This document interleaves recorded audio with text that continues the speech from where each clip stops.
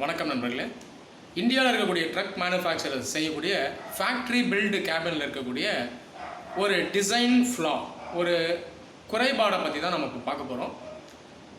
சமீப காலமாகவே ஆட்டோமொபைல் இண்டஸ்ட்ரியில் மெயினாக பேசப்பட்டு இருக்கக்கூடிய ஒரு விஷயம், இந்த பஸ் பாடி கோட் வந்தது ஒரு சில மாதங்களுக்கு முன்னாடி. இப்போ இந்த பஸ் பாடி கோட் AS052 இதன்படி தான் எல்லா பஸ்ஸஸையுமே டிசைன் பண்ணணும். ப்ரைவேட் ஆகட்டும் இல்லை கவர்மெண்ட் பஸ் ஆகட்டும், இந்த பேசிக்காக இந்த கோடில் சொல்லக்கூடிய அந்த அடிப்படை அம்சங்களை வச்சு தான் பஸ்ஸஸை பில்டு பண்ணணும். அதே போல் இப்போ ட்ரக்குக்கும் பார்த்திங்கன்னா ஒரு பாடி கோடை இந்தியாவில் எடுத்துகிட்டு வர போகிறாங்க. இது இன்னும் சில மாதங்களில் இது அமல்படுத்த வாய்ப்பு இருக்குது அப்படின்னு சொல்லப்படுது.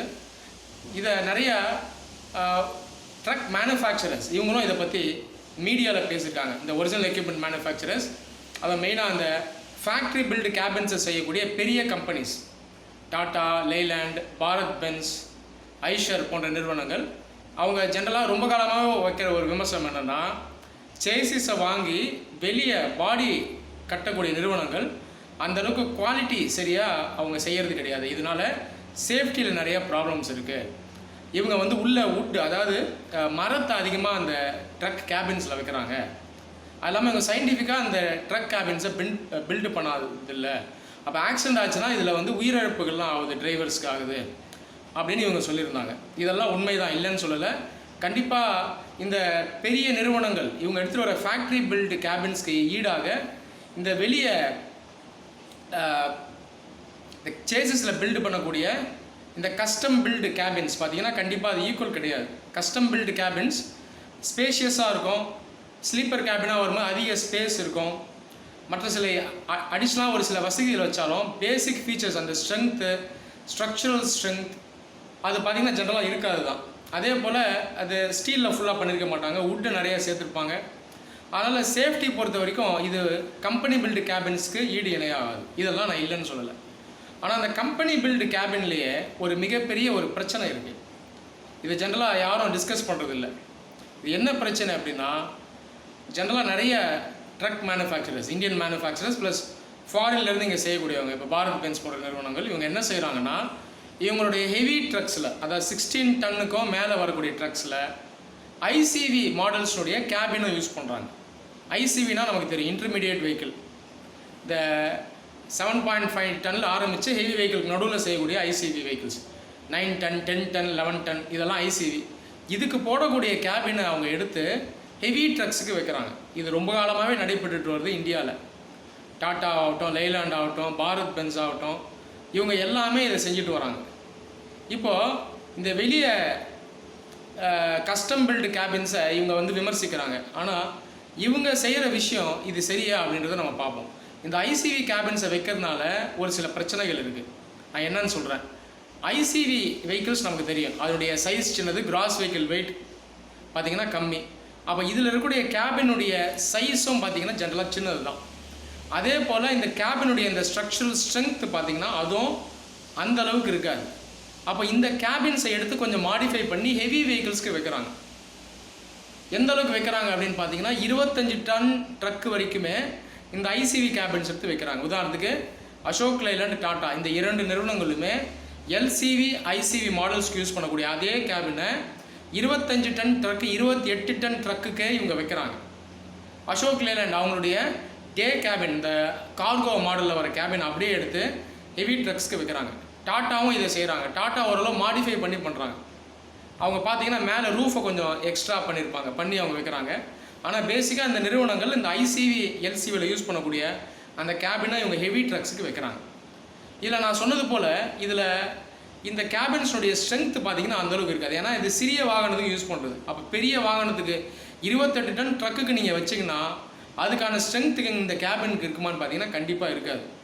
ஒரு வேளை ஆக்சிடென்ட்ஸ் ஏதாவது நடக்குதுன்னா இதில் உயிர் சேதம் அதிகமாக இருக்கும். அதுவும் இந்த மைனிங் கன்ஸ்ட்ரக்ஷன்ஸ்க்கு யூஸ் பண்ணுற ட்ரக், இந்த டிப்பர் ட்ரக்கில் இந்த ஐசிவி கேபின் எடுத்து ஃபிட் பண்ணும்போது ஒரு வேளை ஆக்சிடென்ட் நடக்குது அப்படின்னு வச்சிங்கன்னா டிரைவர்ஸ்க்கும் உள்ளே இருக்கக்கூடிய ஆக்குபன்ஸ்க்கும் இதனால் ஆபத்து அதிகம்.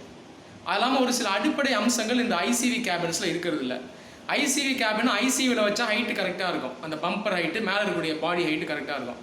இப்போ அதை தூக்கி நீங்கள் ஹெவி ட்ரக்கில் வச்சிங்கன்னா அந்த ஸ்ட்ரக்சரல் ஃபிட்டே இருக்காது. கேபின் சின்னதாக தான் இருக்கும், அது மேலே அப்படியே நின்றுக்கிட்டு இருக்கும். அப்போ கீழே பார்த்தீங்கன்னா பம்பரை ரொம்ப ஆர்டிஃபிஷியலாக பெருசாக எலாங்கேட் பண்ணி தான் கொண்டு வந்து வைக்கணும். ஒரு சில மாடல்ஸில் பார்த்தீங்கன்னா அந்த பம்பர் ப்ராப்பரான ஹைட்டுக்கு கீழே வராது. ஹாலேஜ் பொறுத்த வரைக்கும் பம்பர் கொஞ்சம் கீழே வரணும். உங்களுக்கே தெரியும், டிப்பர் ட்ரக்ஸில் பம்பர் கொஞ்சம் மேலே இருக்கும், ஏன்னா அது மலையிலலாம் ஏறும். ஹாலேஜ் ட்ரக்கில் கீழே இருக்கணும் பம்பர், உங்களுக்கே தெரியும். இதில் சேஃப்டி ஃபீச்சரும் இருக்குது. ஒரு காரோடனையோ ஒரு மனிதன் மேலேயோ மோதிச்சுன்னா மேக்ஸிமம் பம்பருடைய உயரம் கம்மியாக இருந்தால் அது சேஃப்டி. அப்போ அந்த ஐசிவி கேபினை ஹெவி ட்ரக்குக்கு வைக்கும்போது பம்பர் ஹைட்டு பார்த்தீங்கன்னா ப்ராப்பராக அந்தளவுக்கு கீழே எடுத்துகிட்டு வர்றது கஷ்டம். இது ஒரு பிரச்சனை இருக்குது. அப்போ அதுக்குன்னு செப்பரேட்டாக அந்த பம்பர் அதுக்குன்னு செஞ்சு அதை எக்ஸ்ட்ராவாக ஃபிட் பண்ணி விடணும். இது கூட பார்த்தீங்கன்னா ப்ராப்பராக ஃபிட் ஆகுமானா ஃபிட் ஆகாது. இப்போ அசோக் லேலண்ட் கார்கோவில் பார்த்தீங்கன்னா அந்த கேபின் எடுத்து அப்படியே ஹெவி ட்ரக்குக்கு வச்சுருப்பாங்க. அதனோட ஹாலேஜ் மாடலில் நீங்கள் பார்த்தீங்கன்னா அந்த பம்பர் ப்ராப்பராக கீழே வரைக்கும் வந்திருக்காது. அது அடிஷ்னலாக ஒரு சின்ன இது மாதிரி கொடுத்து வச்சுருப்பாங்களே தவிர ப்ராப்பரான ஒரு ஃபிட்மெண்ட்டாக இருக்குமா அப்படின்னு பார்த்தீங்கன்னா அது இருக்காது. அதே போல் இந்த ஐசிவி கேபின்ஸை வைக்கிறதுனால பிரச்சனை என்னென்னா, ஒரு சில ஐசிவி கேபினில் ஹெட்லைட் உயரத்தில் இருக்கும். இது மேற்கொண்டு இன்னொரு பிரச்சனை. ஐசிவி மாடலினுடைய கேபின் சைஸே சின்னது. அது ஹெவி ட்ரக்கில் வைக்கும்போது அது வந்து உயரத்துக்கு போயிடும். அப்போது ஹெட்லைட்டினுடைய ஹைட்டுமே அதிகமாக இருக்கும். அப்போ இது எதிர்க்க வரக்கூடியவர்கள் மேலே பார்த்தீங்கன்னா இந்த லைட் போகும்போது அது இந்த நைட்டில் இந்த பிரச்சனை உருவாகும், கிளாரை உண்டாகும். எதிர்க்க வரக்கூடிய வெஹிக்கிள் டிரைவர்ஸை இது வந்து பாதிக்கும். இந்த பிரச்சனைகளும் இருக்குது. அது இல்லாமல் உள்ள என்ட்ரி உயரத்தில் இருக்கும் டோர். ஸோ என்ட்ரி கீழே வச்சு தான் மேலே டோர் ஆரம்பிக்கும். உள்ள என்ட்ரி பார்த்தீங்கன்னா கஷ்டமாக இருக்கும். டிப்பர் ட்ரக்ஸ் பொறுத்த வரைக்கும் அது பரவாயில்ல. ஹாலேஜில் அது கஷ்டம் தான். டிரைவர் கஷ்டப்பட்டு தான் அவர் உள்ளே மேலே ஏறணும். ஸோ இந்த மாதிரி பிரச்சனைகள் இந்த ஐசிவி கேபின்ஸை ஹெவி ட்ரக்ஸில் ஃபிட் பண்ணுறதுனால இருக்குது. நான் சொன்னது போல் அதை நிறைய நிறுவனங்கள் பண்ணுறாங்க. ஒரு நிறுவனத்தை மட்டும் நான் செப்பரேட்டாக சொல்ல விரும்பல. மெயின் மேனுஃபேக்சரர்ஸ் எல்லாமே இதை பண்ணுறாங்க. லேலாண்ட் பண்ணுறாங்க, டாட்டா பண்ணுறாங்க, பாரத் பென்ஸ் பண்ணுறாங்க.